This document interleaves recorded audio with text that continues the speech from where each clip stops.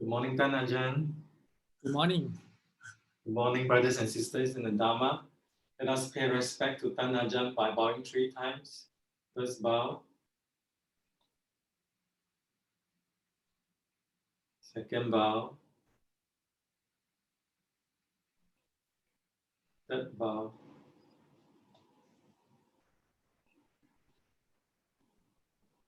We'll begin with the chanting. We shall now invite Tan Ajahn to lead us in the chanting, please. Okay, so as always, we start with the Buddha verse on loving kindness. Karaniya mattha kusalena yantang santang patang apisamecha sakto uchu cha suhuchu cha suvacho cha samutu anatimani santu sako cha suparo cha appakicho cha sallahu kavutti santin triyo cha nipako cha Appakappo kulesu ananukitto najakut tang sama jare kintiye na vinyu pare upavathayung sukhino va khemino hontu sapphe satta bhavantu sukhitatta ye ke tipana puta tita sawa thawarawa Anavase sati kawa ye mahanta wa machimara saka anukatura kitthawa ye ja atitha ye ja ture wa santi aviture bhutawa samphavesi wa sapphe satta bhavantu sukhitatta na paro parang nikupphe thananti manye thakat thakinang kinti payaro sana patikha sanyanan yamanyas satukhamit chayamata yathani yang puttang ayusa eka putta manurakhe evam pisa Papute sumana sampavaye aparimana Metanca sappalo kasming mana sampavaye aparimanang uttang atho jatiriyan ca asampatang averang asapatang titthang carang nisinno va sayano va yavatassa vikhatamito etang sating atithaya brahma meta viharang ithama hutit Hinca anupakamma sila vathassa nena sampanno kame suvinaya ketha nahi chatu kappa sayang punareti. Now let the chant the Buddha verse on loving kindness. This is what should be done by one who is skilled in goodness and who knows the path of peace. Let them be able and upright, straightforward and gentle in speech, humble and not conceited, contented and easily satisfied, unburdened with duties, and frugal in their ways, peaceful and calm and wise and skillful, not proud and demanding in nature. Let them not do the slightest thing that the wise would later reprove, wishing in gladness and in safety. May all beings be at ease, whatever living beings there may be, whether they are weak or strong, omitting none, the great or the mighty, medium, short or small, the seen and the unseen, those living near and far away, those born and to be born, may all beings be at ease. Let none deceive another, or despise any being in any state.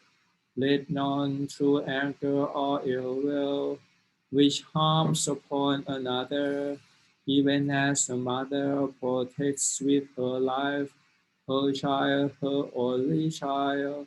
So with a boundless heart, choose one cherish all living beings, radiating kindness over the entire world, spreading outwards to the skies and outwards to the depths, outwards and unbounded, free from hatred and ill will, whether standing or walking, seated or lying down, free from drowsiness.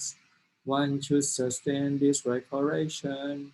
This is said to be the sublime abiding, by not holding to fixed views, the pure-hearted one, having clarity of vision, being free from all sense desires, is not born again into this world.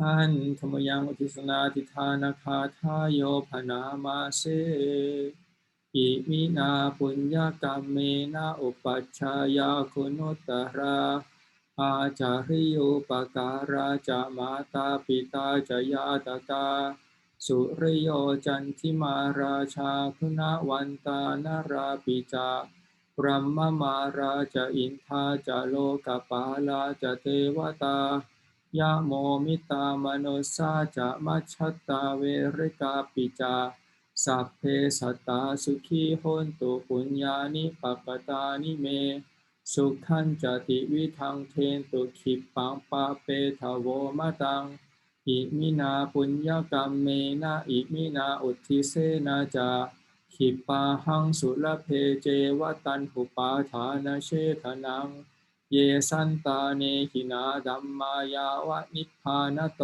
มะมังนัสสันตุสัพพดาเยวะยัตถะชาโตปะเวปะเวอุชุจิตตังสติปัญญาสันเลโควิริยัมหินามาราลพันตุโนกาสังกาตุนจวิริเยสุเมพุทธาทิปะวโรนาโทธัมโมนาโทวรุตตโมนาโทปัจเจกพุทโธจะสังโฆนาโทตโรมะมังเตโสตมานุภาเวนะมาโรกาสังลพันตุมา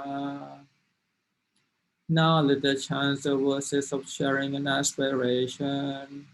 Through the goodness that arises from my practice, may my spiritual teachers and guides of great virtue, my mother, my father, and my relatives, the suns and the moon, and all virtuous leaders of the world, may the highest gods and evil forces, celestial beings, guardian spirits of the earth, and the Lord of death, may those who are friendly, indifferent, or hostile, may all beings receive the blessings of my life. May they soon attain the threefold bliss and realize the deathless. Through the goodness that arises from my practice, and through these acts of sharing, may all desires and attachments quickly cease, and all harmful states of mind, until I realize Nibbana in every kind of birth. May I have an upright mind, with mindfulness and wisdom, austerity and vigor. May the forces of delusion not take hold, nor weaken my resolve. The Buddha is my excellent refuge, unsurpassed the protections of the Dhamma. The solitary Buddha is my noble guide. The Sangha is my supreme support. Through the supreme power of all this, may darkness and delusion be dispelled. อันธรรมยังเมตตาปรนังกโรมาเสอาหังสุขิโตโหมินิทุโขโหมิอเวโรโหมิอัพพยาปโชโหมิอานิโคโหมิสุขีอัตตานังปริหารามิสัพเพสัตตาสุขิตาโหนตุสัพเพสัตตาอเวราโหนตุสัพเพสัตตาอัพพยาปชาโหนตุสัพเพสัตตาอานิคาโหนตุสัพเพสัตตาสุขีอัตตานังปริหารันตุสัพเพสัตตาสัพพทุกขาปะมุญจันตุ สัพเพสัตตาลัทธสัมปติโตมาวิคันชันตุสัพเพสัตตากัมมัสสกากัมมัทายาทากัมมโยนิกัมมพันธุกัมมปฏิสารนายังกัมมังกริสันติกัลยาณังวาปะปะกังวาตัสสะทายาทาภวิสันติ Now let us chant the reflections on universal well-being. May I abide in well-being, in freedom from affliction, in freedom from hostility, in freedom from ill will, in freedom from anxiety, and may I maintain well-being in myself. May everyone abide in well-being, in freedom from hostility, in freedom from ill will, in freedom from anxiety, and may they maintain well-being in themselves. May all beings be released from all suffering, and may they not be parted from the good fortune they have attained. When they act upon intention, all beings are the owners of their actions and inherit its results. Their future is born from such action, companion to such actions, and its results will be their home. All actions with intention, be they skillful or harmful, of such acts they will be the heirs.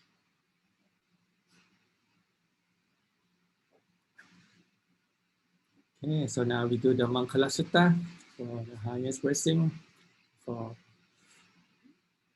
Happy New Year, the Sangkan Festival in Thailand. So we start the New Year with this Mangala Sutta. เอวังเมสุตังเอกังสมยังภัคคะวาสาวัตถิยังวิหารติเชตวันเนอานาถปินทิกัสสะอาราเมอัตถโคอัญญตราเทวตาอภิกกันตายรัตติยาอภิกกันตวันนาเกวรกัปปังเชตวนังโอภาเสตวาเยนะภัคคะวาเตนุปสังกมิอุปสังกมิตวาภัคคะวันตังอภิวาเทตวาเอกมันตังอัตถาสิเอกมันตังทิตาโทสาเทวตาภัคคะวันตังคาถายะอัจฉภาสิพาหุเทวามนุสสาจามังคลานิอาจินตยุงอากังขมานาโสธานังพรูหิมังคารมุตตมังอเสวนาจะภารานังปันทิตานันจะเสวนาปูชา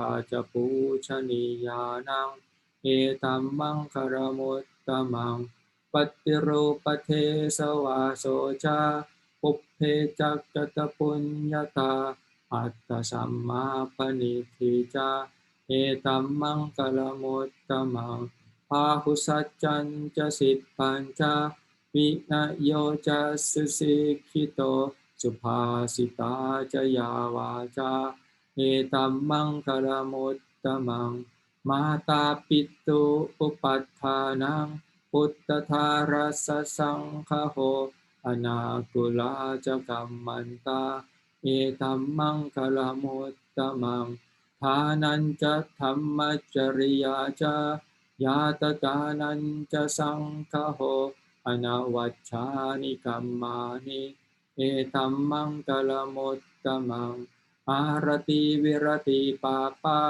มัชฌปานาจะสัญญโมอัปปมาโดจะธัมเมสุเอตัมมังคารมุตตมังคารโวจานิวาโตจาสันตุทิจกตัญยุตากาเลนะธัมมัสสวนังเอตัมมังคารมุตตมังขันติจาโสวจัสสัตตาสมนานันจะทัสสนัง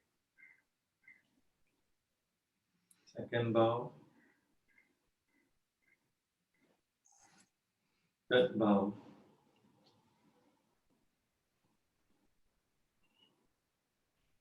Mayang bante ti saranena saha atta pancha silani yachama dutiyampi mayang bante ti saranena saha atta pancha silani yachama tatiyampi mayang bante ti saranena saha atta pancha silani yachama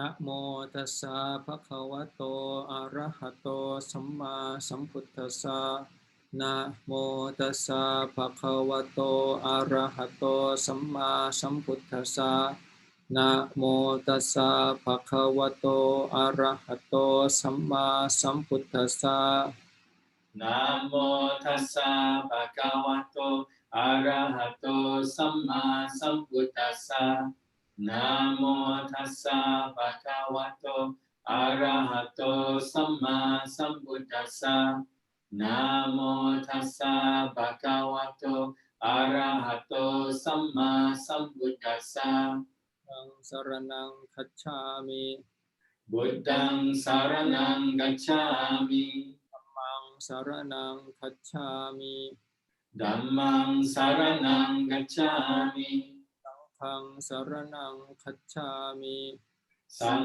ฆังสารนังกัจฉามิ ยัมปิพุทธังสรณังคัจฉามิ ดุติยัมปิพุทธังสารนังกัจฉามิ ยัมปิธัมมังสรณังคัจฉามิ ดุติยัมปิธัมมังสารนังกัจฉามิ ยัมปิสังฆังสรณังคัจฉามิ ดุติยัมปิสังฆังสารนังกัจฉามิ ยัมปิพุทธังสรณังคัจฉามิ ตติยัมปิพุทธังสารนังกัจฉามิ ยัมปิธัมมังสรณังคัจฉามิ ตติยัมปิธัมมังสารนังกัจฉามิ ยัมปิสังฆังสรณังคัจฉามิ ตติยัมปิสังฆังสารนังกัจฉามิ สรณกัมมนังนิทิตัง อามาบันเต ปานาติปาตาเวรมณีสิกขาปดังสมาธิยามิ ปานาทิปาทาเวรมณีสิกขาปดังสมาธิยามิ นาทานาเวรมณีสิกขาปดังสมาธิยามิ อาดีนาดานาเวรมณีสิกขาปดังสมาธิยามิ กาเมสุมิชฌาจาราเวรมณีสิกขาปดังสมาธิยามิ กาเมสุมิจฉาจาระเวรมณีสิกขาปดังสมาธิยามิ มุสาวาทาเวรมณีสิกขาปดังสมาธิยามิ มุสาวาทาเวรมณีสิกขาปดังสมาธิยามิ ราเมรยะมัชฌปมาทัฏฐานาเวรมณีสิกขาปดังสมาธิยามิ สุราเมรยะมัจจปมาทฐานาเวรมณีสิกขาปดังสมาธิยามิ Now for the eighth preceptor, Apramacariyaเวรมณีสิกขาปดังสมาธิยามิ อาบรมจาริยาเวรมณีสิกขาปดังสมาธิยามิ กาลโภชนาเวรมณีสิกขาปดังสมาธิยามิ วิคาลโภจนะเวรมณีสิกขาปดังสมาธิยามิ นัจจคีตะวัทิตะวิสุขทัสสนามาลาคันทะวิเลปนะดารณะมันดนะวิภูสนัฏฐานาเวรมณีสิกขาปดังสมาธิยามิ นัจจากิตาวดิตาวิสุขาดัสสนามาลากันดาวิเลปนะดารณะมันดนะวิภูสนัฏฐานา เวรมณีสิกขาปดังสมาธิยามิ จาสยนะมหาสยนาเวรมณีสิกขาปดังสมาธิยามิ อุชาสยนะมหาสยนาเวรมณีสิกขาปดังสมาธิยามิ มานิปัญจอัฏฐสิกขาปทานิสมาธิยามิ อิมานิอัตตาสิกขาปดานิสมาธิยามิอิมานิอัตตาสิกขาปดานิสมาธิยามิอิมานิอัตตาสิกขาปดานิสมาธิยามิ สีเลนะสุขติงยันติสีเลนะโภคสัมปทาสีเลนะนิพพุติงยันติตัสมาสีลังวิโสทะเย สาธุสาธุสาธุ Let us bow 3 times. Let's bow. Second bow. Third bow.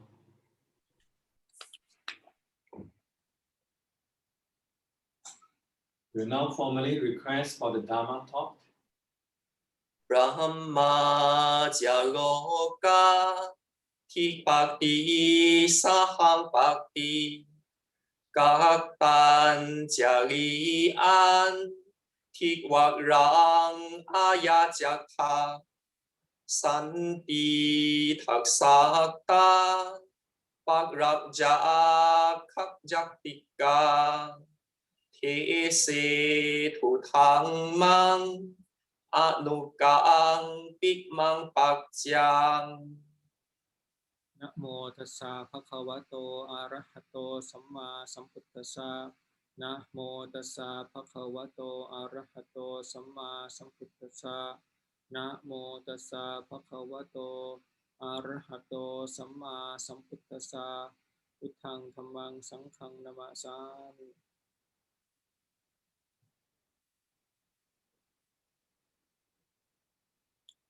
Okay, so see you again on Friday. So this is New Year's Songkran Festival. It's a time of New Year's in the mostly Southeast Asian country that we celebrate is before we change to the universal or the Western way on the 1st of January.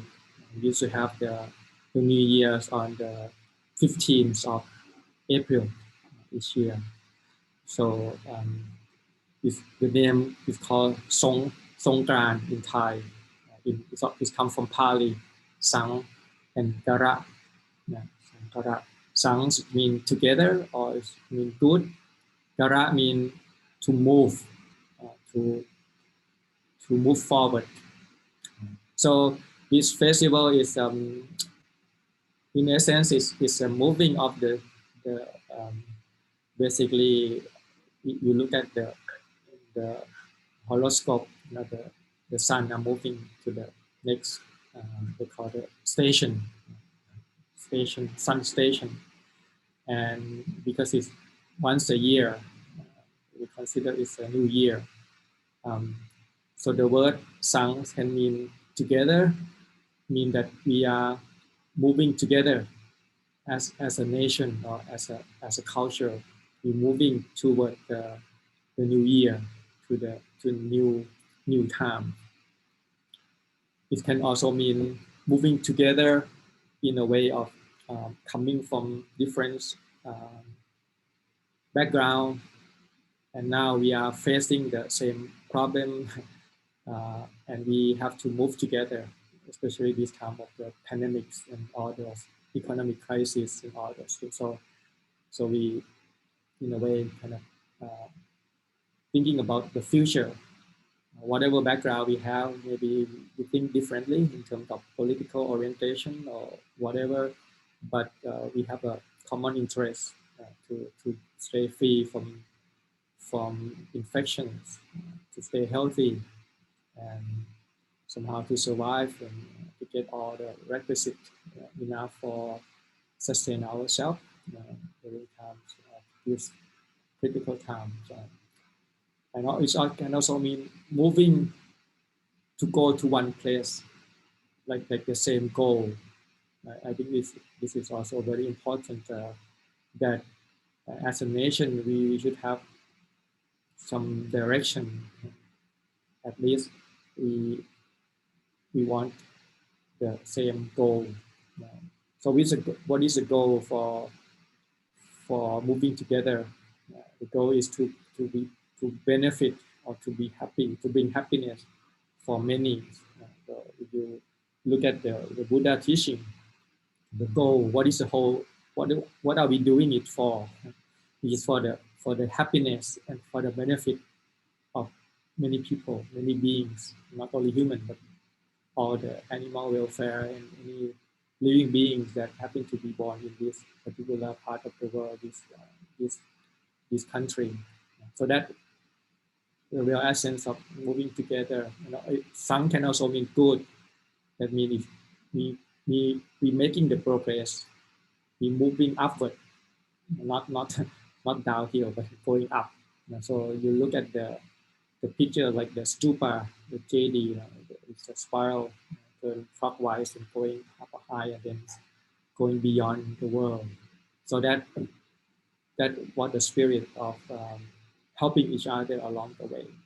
Of course, we are beings who subject to old age, sickness, and death. Once we are born, everybody are facing the same problems of old age, sickness, and death. So in the meantime, how can we help each other? Whatever it is in terms of the material wealth or in terms of spiritual wealth. So whatever we can do, we take that part, and that is become our meanings in life, so to say, to be the part of this you can call it narrative, but it's make our life worth living in terms of we know what we do. We want to keep this Dhamma going for the benefits of us and also for the later generations to come, so they can learn from this beautiful teaching of the Buddha and then use that as to free themselves from suffering. So this is the meaning of the Sangkan festival. Normally it's a time for because it's the hottest time of the year, so we just pour the water. Actually, before we do that, we have to go to the elder first. Either your family or your parents, your father and mother, your grannies, and we will going, and then with respect, we pour the water, and then preparing the new set of cloth and offering them out of respect, out of gratitude, that the fact that we have a chance to be born in this world, have a chance to survive is hard enough, and also have a chance to cultivate the good quality in ourselves to be free from suffering. So that is a lot of gratitude for what our parents and our previous generations have done to us. So with that sense of gratitude and respect, so we will pouring the water is a symbol of coolness and calm, and all of the respect, and then we will use that as a tradition. In Thailand, it's also it's called the Family Day. Like in the West, they have the Thanksgiving, but for Southeast Asia, this is a time for family time. So we go back to our, usually people will have their house in the countryside. They go back to the families, and also they will go to the temple as well to remember. Sometimes they have the bones or relics of their ancestor. We'll bring it out, and then we'll do the merit, offering the requisite to the monastery, and then dedicate the merit to all the departed one, our ancestor. So it becomes the time of the gratitude, and also we use that for making merit. And then when everything is finished, then now we turn to each other, kind of the festival, the pouring the water, and it become very fun. And that probably most of the Songkran people know about throwing the water and things like that. It's a kind of joyous times. But this year, because of the pandemic, so everything is toned down because I think we have very infectious is about up to about almost, I think probably about 1,000 now, 100 or 1,000 that are getting infected every day, and it's getting a lot of people in the hospital. So we have to cut down the activity and discourage people to go back to their parents because we bring all those things to their parents. So this year is kind of quiet. The infection start from the cups and for the people who are drinking and not protecting themselves. So it's slowly spreading to the whole country now.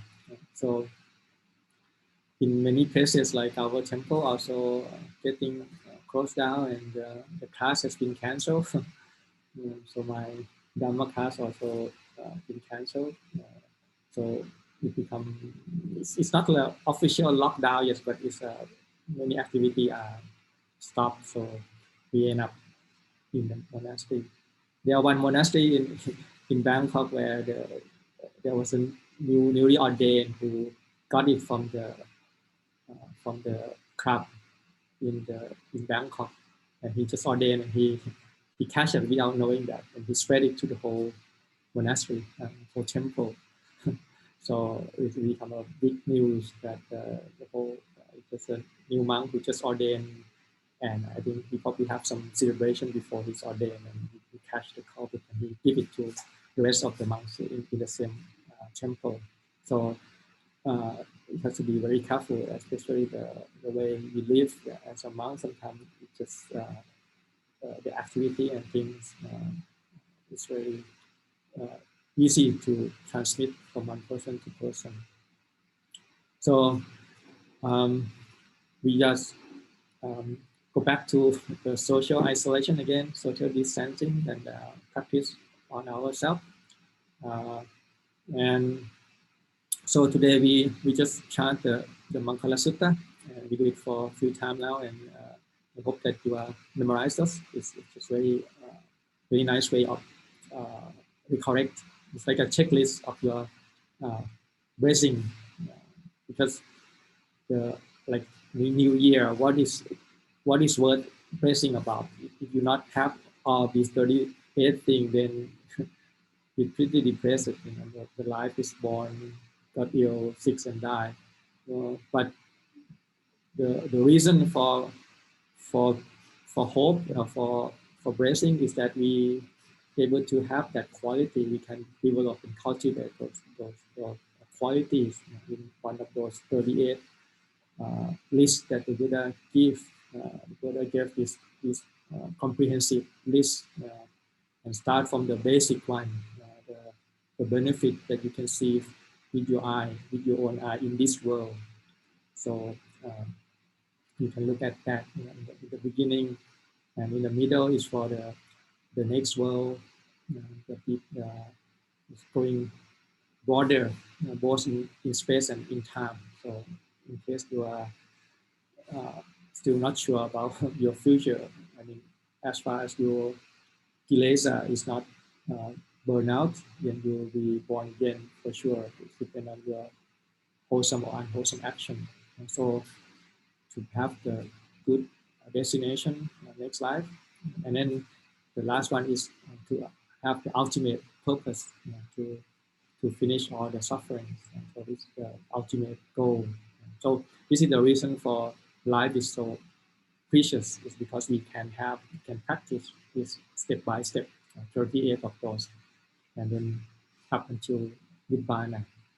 So whatever level that we are at, and we try our best, to fulfill and to develop. And then on the process, we have the benefit. You don't have to wait until you got all the 38. You practice one, you also receive one benefit of that. So this is the one thing that I think is in Buddhism, it's very clear, and it's all those things are coming together at the same thing. It's not have any conflicts, because I think these days sometimes people because we are so divided, and we think that it's different thing. For example, the beauty, the good, the happiness, and the truth. These four things, sometimes people think it's different things. Sometimes people like pursuing beauty, like the artists, they might not tell everything else. They say this is beauty. Sometimes they good people. Sometimes they feel like good people are not so clever because they are so naive. That's why it's so good. Clever people might not be good. So this is the attitude of the West sometimes. And then the happiness. Sometimes people you can be happy without being good, without being clever, or without knowing what the beauty, how to live the life, or the truth. Like scientists, they pursue truth at the expense of everything else. Sometimes they not necessarily be good, and they not really see the beauty of being alive. So the truth is totally separate from the fact that they be good, or even they being more happy. Many things that they discover is actually doesn't bring them to more happy. But in Buddhism, see, these four things are combined into one. It's just one and the same. The beauty, the goodness, happiness, and the truth is all combined together. This is called the goal. It's actually it's the absolute goal of Nibbana. When you have the ultimate goal of free from all suffering, and whatever leading you toward that is called goodness. And in itself, it's beauty in itself, because it's basically what can be more beauty than you have this Nibbana where you are free from all suffering. And then the more you approach it, the more happiness you are. And also it's the truth. The more you see the truth, the more you're happy. The truth is, the more you look, the more true it is. Not like the thing that you have to try to distract yourself. You don't want to see it, because the more you see it, the more ugly it is. But the truth is, the more you see it, the more clear it is. And when you move closer to it, you are a good person as well. You're more happy. And when you're happy, then you have a foundation for being good. Your goodness is, you don't hold your truth and then, okay, I want to be good, this defy everything. No, actually you're good because it feels so good. You feel so happy to being good. And the more you being good, then you see the truth more clearly. And the more you see the truth clearly, then that's the beauty of being alive, to learn all of this marvelous Dhamma, the Dhamma that is beyond the world. You can live in the world, but not changed by the world. This is the really the art of living, the perfect art of living that everybody can learn. So this is the gift that the Buddha gives to us. When you have those comprehensive view, you don't have any contradictions. You pursue this, you be a good person, you be happy, you see the truth more, and the more it's beauty manifesting itself, you become the manifestations of the knowledge, and you can share that with others. So that is a very nice way of how fortunate that we have such a good teacher who can teach us and lead us to the way of healing the suffering. So today I want to answer the questions. I think there are people posting on the question last time. Dear Ajahn, can you share with us the causes and conditions for the 7 factors of enlightenment in Pochanka Sutta to arise? Okay, so I hope that you know what is 7 factors of enlightenment. It's in the Satipatthana Sutta as well. When we chant the Dhamma, when we put the mindfulness, and the first things about the Dhamma is the hindrances, and then the 5 aggregate, 6 sense bases, and then the 4th one is Pochanga, the 7 factor of enlightenment, before you contemplate the 4 noble truths. So 7 factor of enlightenment is a key, basically. It's what you do. Actually, it boils down to that. It's a Pochanga. The Poti is mean knowledge or understanding. Shanga means the component. So the knowledge has 7 components. We start with mindfulness, sati, mindfulness, Dhamma Vicaya, the investigating of the Dhamma, virya, effort, piti, joy or rapture, passathi, tranquility, and samadhi, concentration, and the last one, upekha, equanimity. So this is the 7 factor of enlightenment. It's good to memorize that either in Pali or in English, because this is basically the prerequisite before you entering the Magga or the Noble Eightfold Path. This is what you do, the 7 factor of enlightenment. And you can see that it starts with the mindfulness, because the mindfulness is probably the very most important in the worldly kind of way. When you go to Magga, Noble Path, then it starts with the Samma Titti, the view. When you go to the Lokuttara, then the wisdom is the main player. But in the worldly way, sati is the main player, because you need to have the sati first, the mindfulness.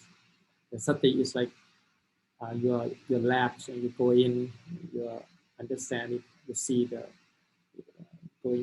present moment of sati, of this object, of body, feelings, mind, and the Dhamma. And you ground the mindfulness in that, and you learn, and you almost like you collect the data for you to understand, because we are not taking it as it is. We have a lot of screen, a lot of thing that is distorted the reality by our expectation, our attachment, our preoccupation. So we don't see the thing as it is. So we start with the mindfulness, and then you can see that there's after the sati, then there's the Dhamma Vicaya, investigation of Dhammas, energy and ecstasy or joy. This 3 things is more like the energy. It's more like the active.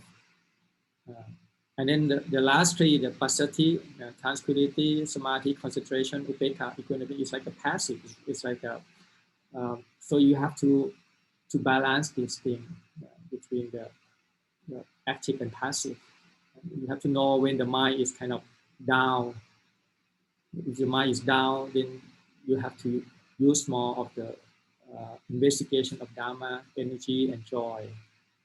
But if the mind is too uplifting, is too all over the place, then you have to ground it. You have to use tranquility, concentration, and equanimity to balance.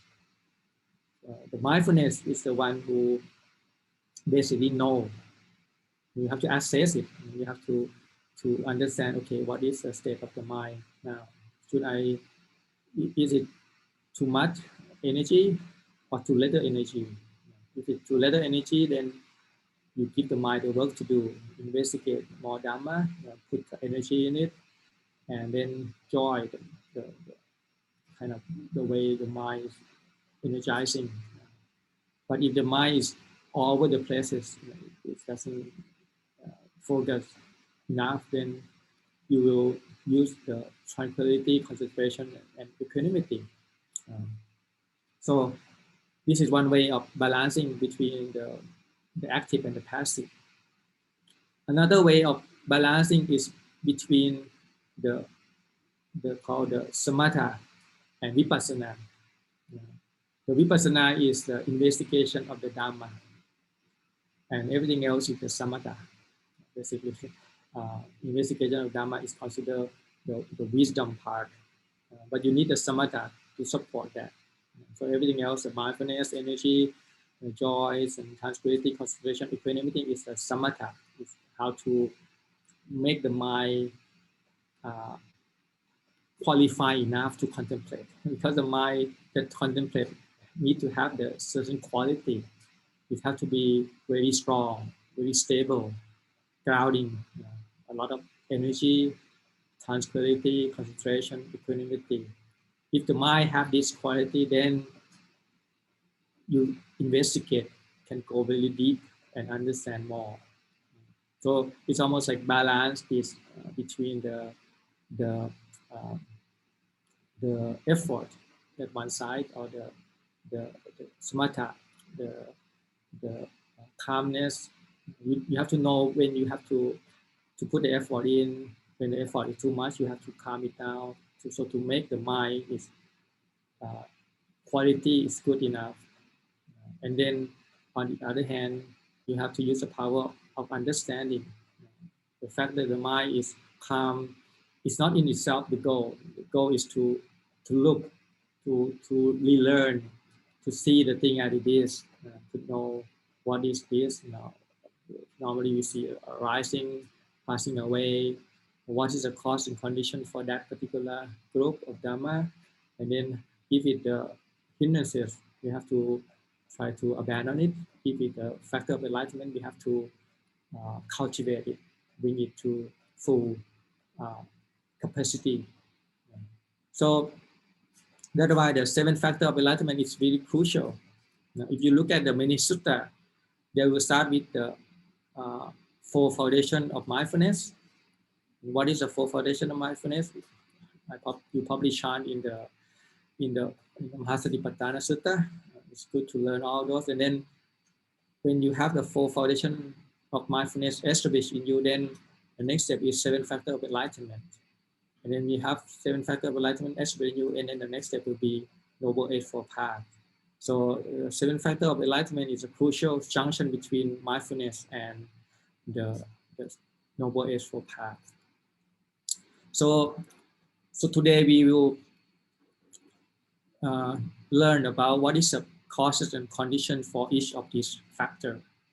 The Dhamma is, the Buddha always give cause and condition. If you want this to cultivate or develop, you have to learn what is the cause and condition for such and such thing, so you can cultivate that. So we'll go one by one. Okay, the first one, next slide, the sati and mindfulness. The conditions for first factor, sati and mindfulness. Okay, what is the condition for sati and mindfulness? Okay, the first is the mindfulness itself and the clear comprehension. Sati sampajanya is the condition for sati. So when we say sati, mindfulness, it's not only sati here. Actually, you can have sati without clear comprehension, without wisdom. But in this particular 7 factor of enlightenment, you have to use sampajanya or clear comprehension as well, even though they're not saying in the sati, but it's come like in blanket.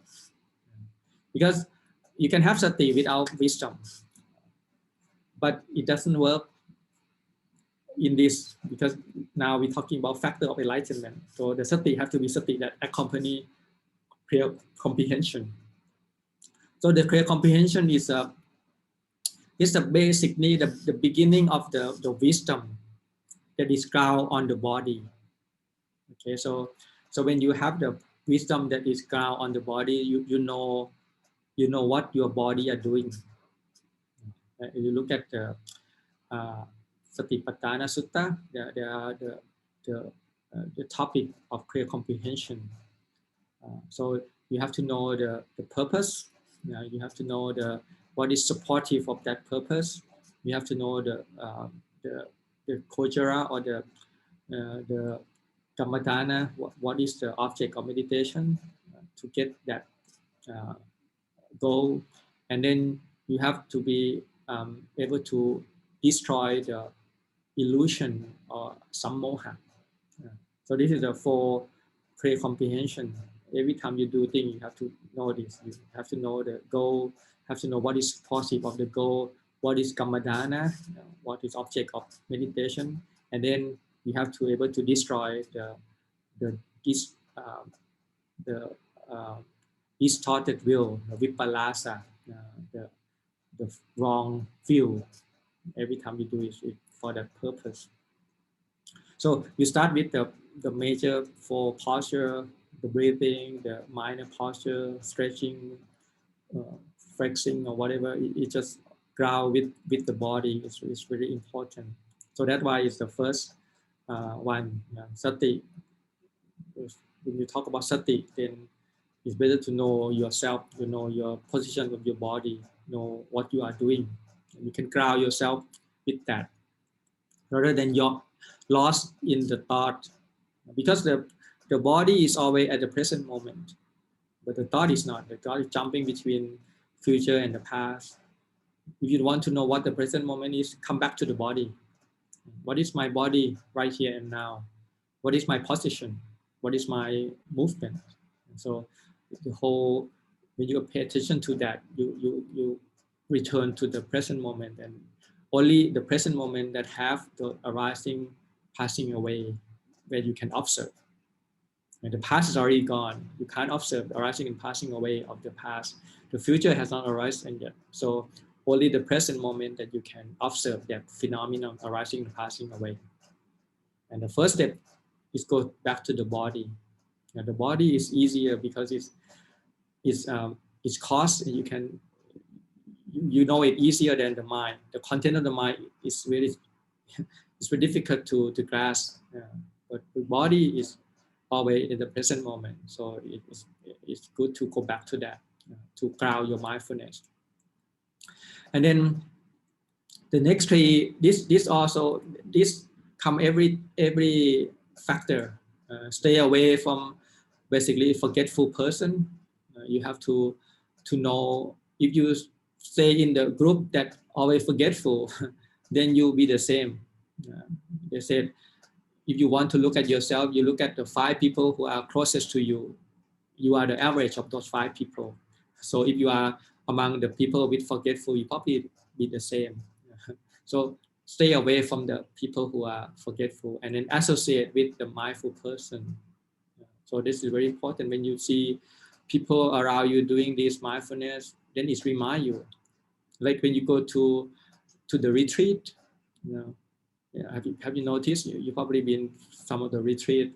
Some of the retreat, when you have the group of people who are practicing very well, it's almost like you have a mirror. You look at that, you go back to your what I'm doing. When you see people are so mindful of slowly eating, they're quiet, they're not talking, they walk very slowly.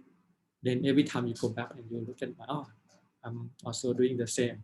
So it's very important to find the right person, the mindful person to be around. And then the last one is you have to be inclined toward mindfulness.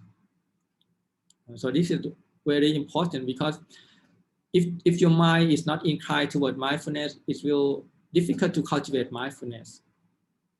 So when you have free time, you always want to, what can I do at moment to bring mindfulness? You already learned the 44 topic of mindfulness in the Mahasatipatthana Sutta. I hope you can take one. So that's why it's important to learn what is the thing that you can use as a mindfulness object. So out of those 44, you pick one, and then you incline toward that. Say if you are waiting for the bus or waiting for the lift or whatever, rather than distract yourself with maybe the telephone and all those things, then if you mind inclined toward mindfulness, then you think, okay, maybe I have 5 minutes. What I can do during these 5 minutes to be mindful? So you maybe you have a lunch break or whatever. Maybe you have a 15-minute break. Maybe, okay, this is the time that good enough. I can be with my breathing, because it's free time and I have my personal room. I don't have to be doing anything much. So you can ground yourself with the mindfulness of the breathing. Or if you have a meeting, say in the next half an hour, you have to have the meeting. Now you have to be maybe changing. Okay, I can be mindful of my speech. How can I say the thing that is qualified as the right speech? Can I speak with the truth? Speak with the loving kindness, with my metta citta toward other people. Speak that it create harmony, not divisive speech, and speak it with a timely fashion, to know the time and place to speak. So, you have to be skillful of, okay, what I will do and what is a good thing of to train mindfulness. And that's why there's so many mindfulness. So you can learn, and okay, now I want to cultivate this mindfulness, and I would want to do this and this for such time.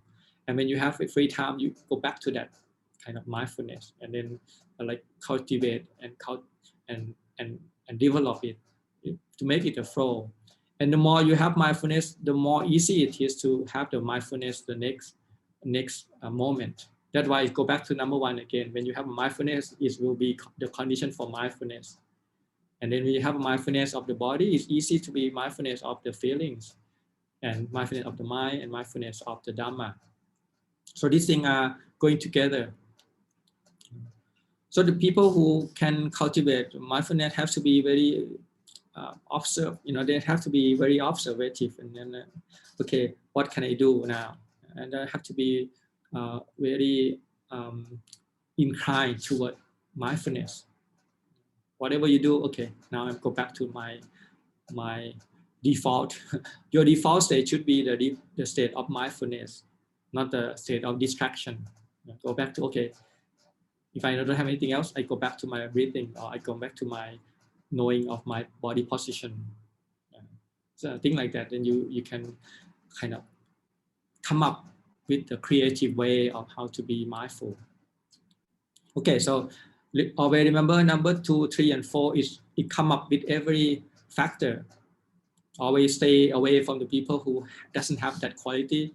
Associate with the friend who have that quality, and don't mind incline toward that quality. Okay, all right. So to the next one, the Dhamma Vicaya, the investigation of Dhamma. And now we have 7 things that it can be conditions for investigation of Dhamma. First of all is questioning. It's very good, because if you not question, you will not get the answer. If you just listen to the Dhamma, it just go here and it go out this way. So it's good to have your own questions. When you have a question, you will look for the answer. Okay, so it's good to start with your question. Okay, what can I know about this sutta, for example? And then maybe after you learn the sutta and you list, okay, this is what I learned, and go back again with the question, and go back in the sutta with this set of questions, and you get more when you start to ask a question. Especially you see that when you read a commentary and sub-commentary, actually it's very good for people who have a question, because it will answer in the commentary and sub-commentary. So yeah, again, you might not have many questions in the beginning, but the more you learn it, when you think about it, then you can question it. And then the second one is to have the clean and tidy place. This is very interesting as well, that the Buddha gives the importance of the place where you stay as well. Because I think the Dhamma is very refined. So you want to live in the surrounding that is clean and tidy. If you live in very kind of dirty place, then the mind is also not very refined, not able to contemplate the thing that is more refined. And then number 3, you adjust the balance, the 5 faculty, the satta, this one is about indriya, the faith faculty, the effort faculty, mindfulness faculty, concentration faculty, and wisdom faculty. You have to able to balance these 5 faculties. And then again, number 4, stay away from fools or unwise person, associate with the wise person. And number 6 here is different. Here is a very interesting one. To contemplate deep subjects. Okay, for example, like 5 aggregate, 5 khandha, 5 ayatana, 6 sense bases, like what we are doing now, the 7 factor of enlightenment. This is called the deep subjects. Usually it's in the sutta. Because if you don't have any kind of keyword, you might not able to get the meaning of it. You might not get the whole picture. That's why study sutta is very important, because in the sutta, the Buddha put the word in the sequence that made you think in that way, and it's deep. So you need some kind of the structure for the mind. Yes. The word of the Buddha is like it's restructuring. When you're able to chant and you know the meaning, you think in that way.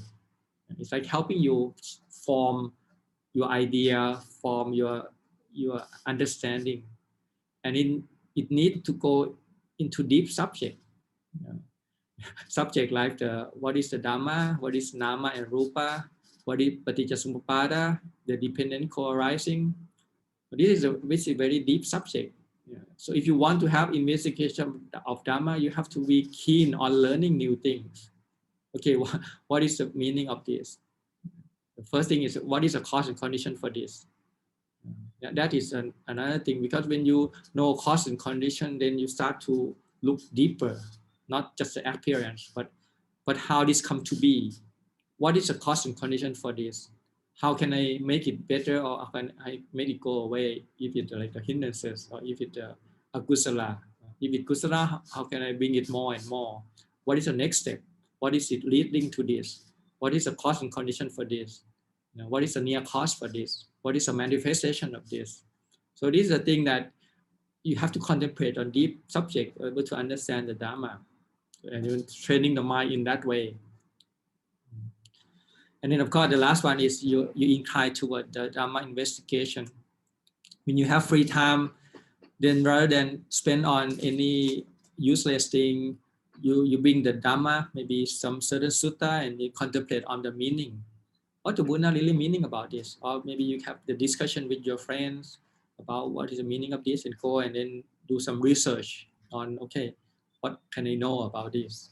Like you ask for the 5 aggregate, what the meaning of it? Can I know it better? Any translation that is easy for me to understand this?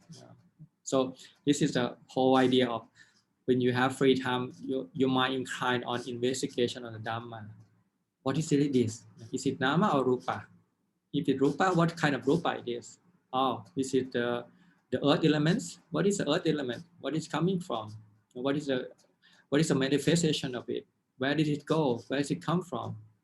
Is it come back again? Or are there any kind of different degree of it?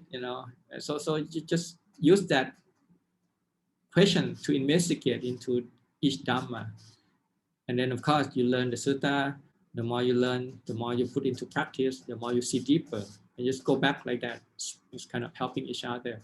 So if you want to have the Dhamma Vicaya, then you have to train yourself in this term. So to cultivate the panya, the faculty of keening, or want to know, and want to investigate, very curious about what is the cause and condition for this.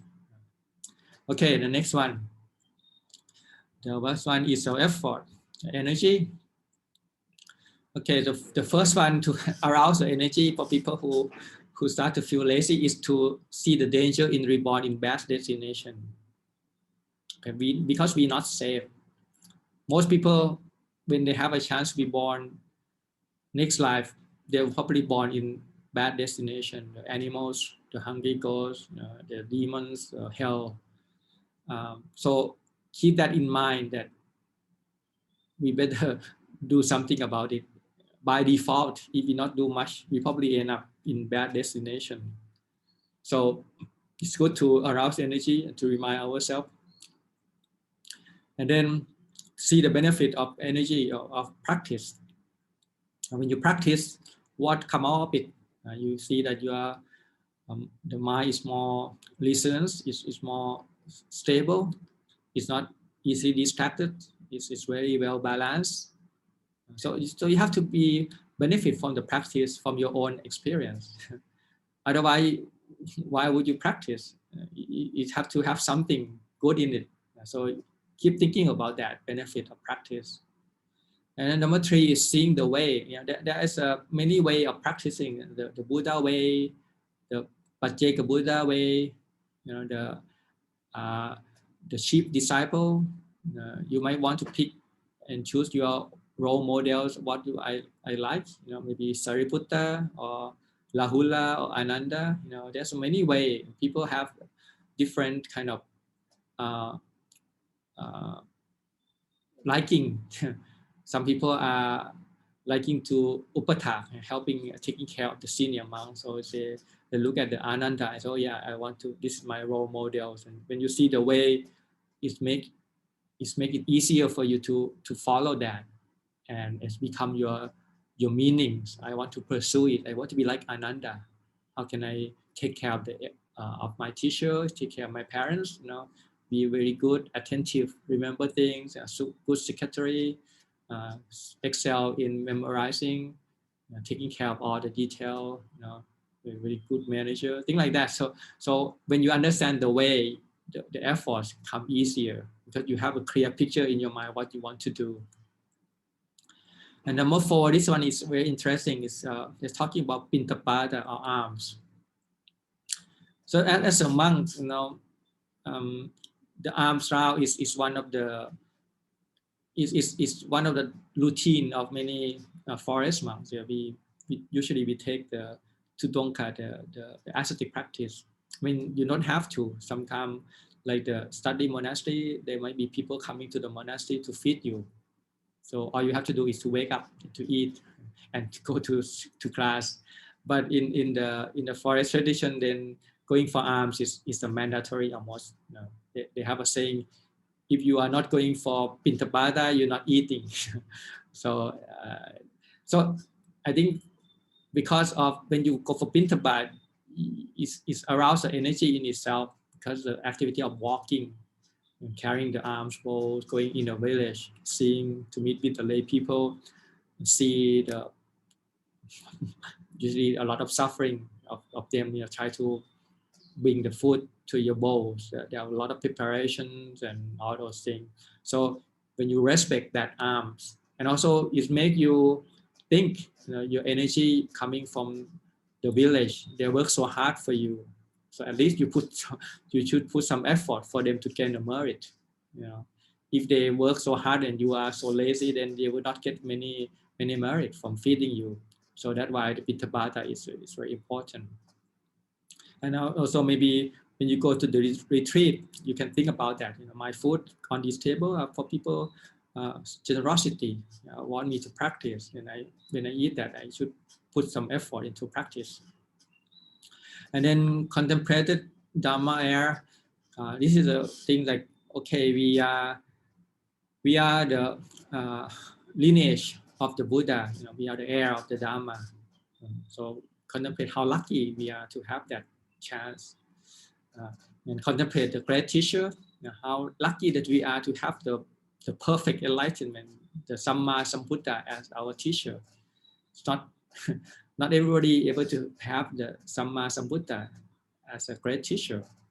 So we are so lucky to have the most qualified teacher that anybody can have. Anything that is worth saying, he already say. He do everything that the great teacher can do. It's up to us now whether to practice or not. And then the number 7 is contemplate. I translate as class. The Pali is called chati. It's so difficult to translate. See, in the India time, chati means, say, if you born in the Brahmin caste, in the Khattiya, in the ruling class, it's very quite fixed. Say if you're born in the warrior caste, you should be proud of that. I'm the warrior, so you have a duty in that particular class. Say if you're a warrior, you're supposed to fight to protect the land, and with that you kind of not in the Kusala way of, okay, now I'm a warrior, so I should be the warrior of the Dhamma, thing like that. Or if you are the Brahmin, you are the the brainy kind of group, the one with the thinking, you're called a scholastic family, or you born in that kind of lineage, then you should be proud. Oh yeah, I'm supposed to be use my wisdom. I'm earn the living through this scholastic kind of way. Then you should use that as when you are investigate the Dhamma. Or if you are the merchant, you are try to make people happy, to service. You also ask, how can I be a service to the Dhamma to make people around me happy? So this kind of class, in a way of, you have a special kind of maybe in this modern term, maybe genetic setup, or your social thing, or whatever that you are able to do good. Maybe you're because of your family, or maybe because of your genes, or your social class, it's made you are expert in certain way. Then you should be use that skill to benefit the Dhamma. So contemplate that. How lucky that you're able to strive in that particular class and be somehow benefit and bring the Dhamma further. And then contemplate on the friends in the holy life. This is also very important of knowing that, okay, it's very fortunate to have the people with the same level of commitment. Say, if you are 5 precepts, you are probably be comfortable with people with 5 precepts. I think this is very, if you lead a life as a 5 precept, it's very difficult to live with the people who doesn't have a precept. That's why, like in a marriage, the husband and wife should have the same standard or same level of precept, so they can live together. Because this is a way of life. When you take the precept, when you not want to kill, you are not taking what is not given to you. It's difficult to live with the person who doesn't share the same view and same kind of lifestyle. So you contemplate on that. Whatever level you are, 5 precept or 8 precept, even more celibate, renounce the essential world, but in the same time you have more time and energy to investigate more on your spiritual life. So how lucky that we are to have that supportive network. It's much easier to practice in the people who have the same understanding and know what we are facing, understand the difficulty and helping us together. So with that, we can cultivate the effort in our life. And then the last 3 is what you're saying, stay away from the lazy person. Actually, it's very easy to be drawn in when you're in the group of, okay, what's the point of practicing? Wait until you're old, or maybe wait until next life. Don't associate with such a person. Associate with the person who is diligent, practicing very hard, and then you incline toward effort. When you have free time, okay, maybe I can walk Jongkama, maybe walking back and forth just for the next 15 minutes to stretch my leg, to keep my mindfulness, and also exercise, move my joint and all those things. So when you have free time, you incline toward effort. What can I strive effort during this time? Okay, so that's number 3 on Virya. The next one is piti, joy. They translate that ecstasy. Okay, whatever ecstasy is, I don't know what it's mean in English. Ecstasy is, for me, is like very high state of mind, but piti is like a joy, rapture, thing that you enjoy when you do this thing. So the first 7 is a topic or the anusati. When you contemplate this topic, then it's easy to bring the joy in. What is this topic? The recollection of the Buddha, recollection of the Dhamma, recollection of the Sangha. This is when you're chanting. I don't know about you, but when I do the chanting, I have a lot of joy in even thinking about the meaning of each word of the Buddha, Dhamma, and the Sangha, and how lucky that we are, and to reflect upon the quality, like quality of the Buddha, 9 quality of the Buddha, 6 quality of the Dhamma, and then the 4 group of Sangha, and the quality of the Sangha that we have seen our teacher and this. So, and then to recollect upon that is being a lot of joy in us. And recollection of Sila, our own Sila, the fact that we don't need anything that harm other beings is such a very meaningful life, the life that not harming other. And the generosity, Jakhanusati, the fact that we are sharing what we have, supporting other people, helping other people out of the difficulty. And then Devanusati, the quality of gods. So the people who are gods, they have the quality. Previously they developed certain things. And the correct way of contemplate is to look at the quality of that in yourself. I also have that quality of being the gods. And you take a joy in that quality. And then the peacefulness is upasama. It's probably difficult if you not attain nibbana yet, but first it can be just a concept. What is it like to be free of all this greed, hatred, and delusion? What is it's like to be peaceful? What is like to be peaceful society? Not fighting, we've been getting along. Have kind of that as your goal. So these 7 are the topic of joy, and when you contemplate on that, it brings joy. So it's good for people who have a lot of problem with depression. They better learn a little bit about these 7 topics. So when you get into that rut of depressing, usually you are look at yourself. Usually it's just preoccupied with yourself. So you just turn attention outward, looking at the good example. Buddha, Dhamma, and Sangha is to start, and then you should cultivate something like Sila, precept, your dana, your generosity. You can go and do some charity work, and that will get you out from depression, because you have to know the topic of contemplation. Reflects upon God, whatever your role models is, and just follow that. Have that quality in yourself, and then the quality of peacefulness, free from all suffering. So this is the subject that you can learn. Some of them might need some study. You can go and read the sutta to bring up that understanding. You can have to contemplate that, and then when you reflect upon, when you read about this story, it feels joy in your heart.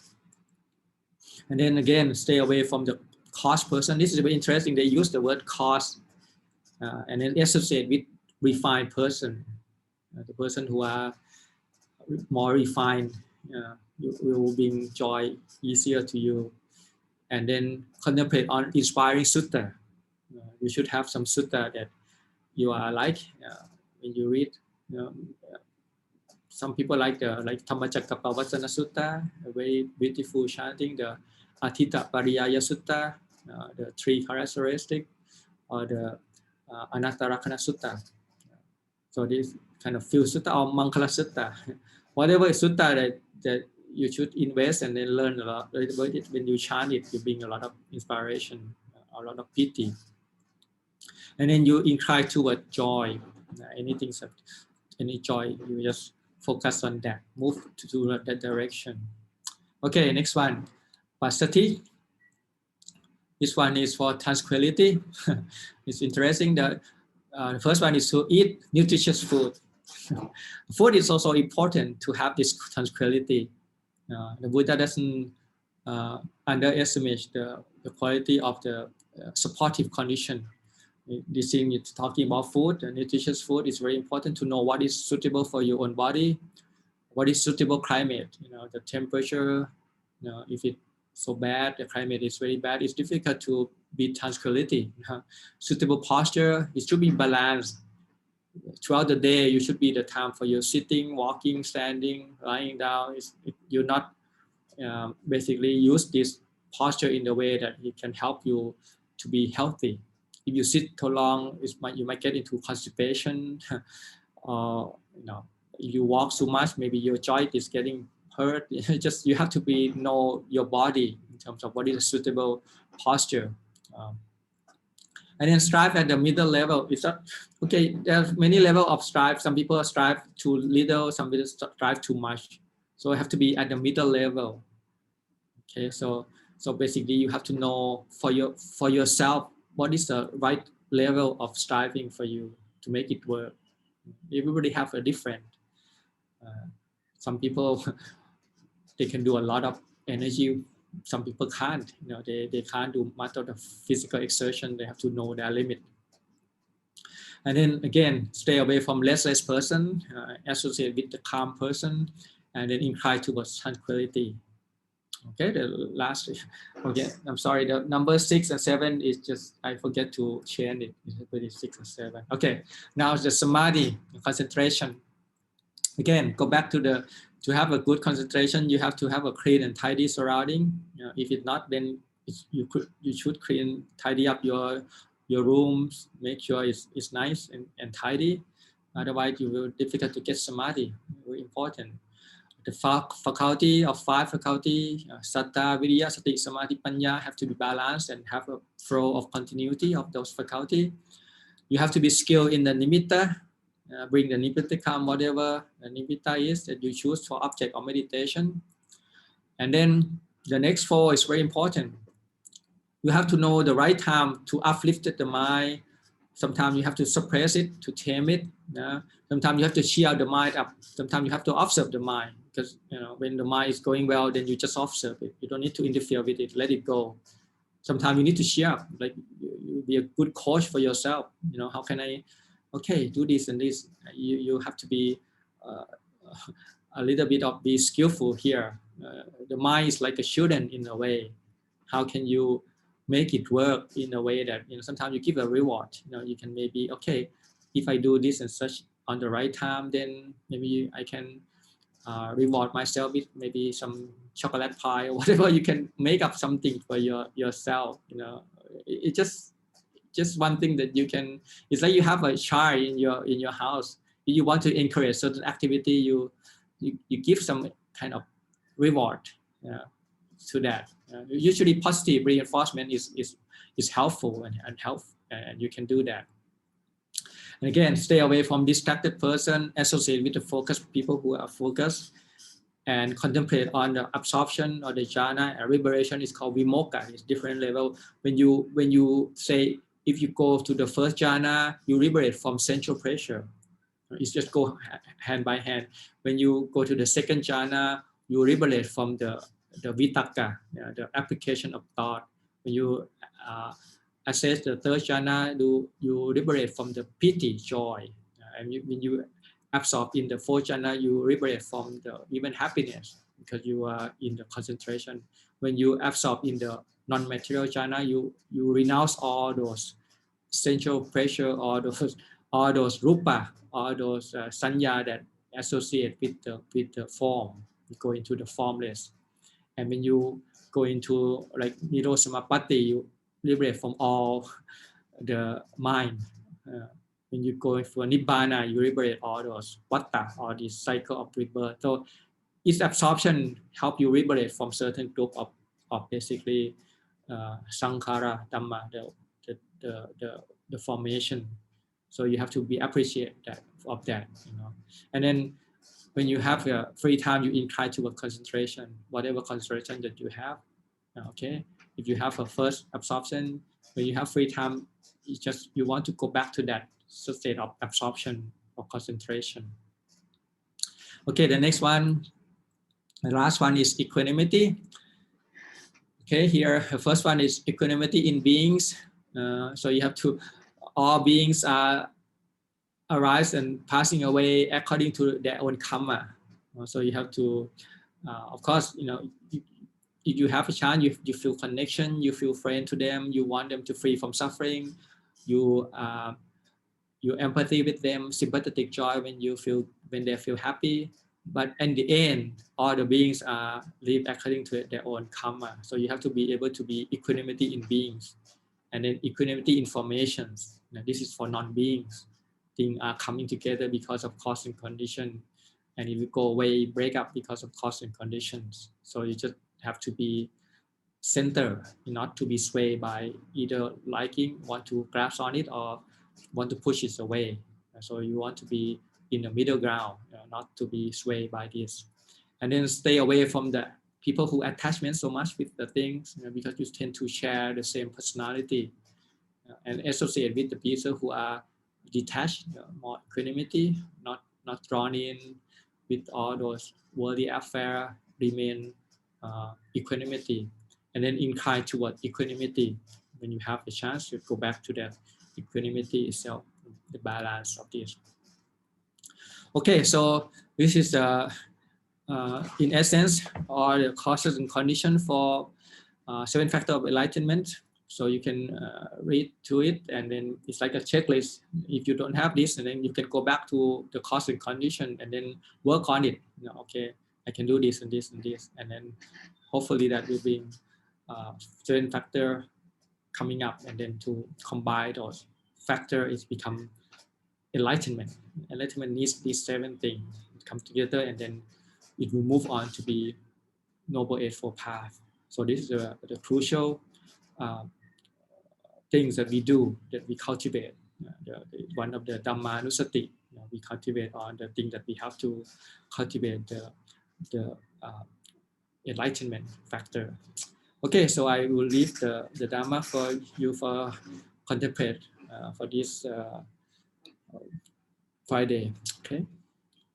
Andamayang Dhamma Kathaya Sadhu Karang Dadamase Sadhu Sadhu Sadhu Anumodami. Thank you, Ajahn, for the teachings. Let's pay respect to Ajahn again, the bowing 3 times.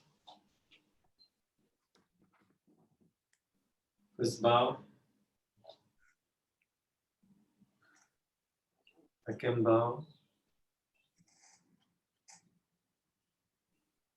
Third bow.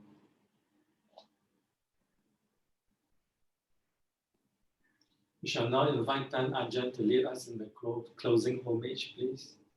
Arahang Samma Sambuddho Bhagava Buddhang Bhagavantang Abhivatimi Sawakhato Bhagavata Dhammo Dhammang Namasami Supatipanno Bhagavato Sāvaka Saṅkho Saṅkhang Namami. Okay, so see you next week. Ajahn, see you next Friday again. Yes, everybody.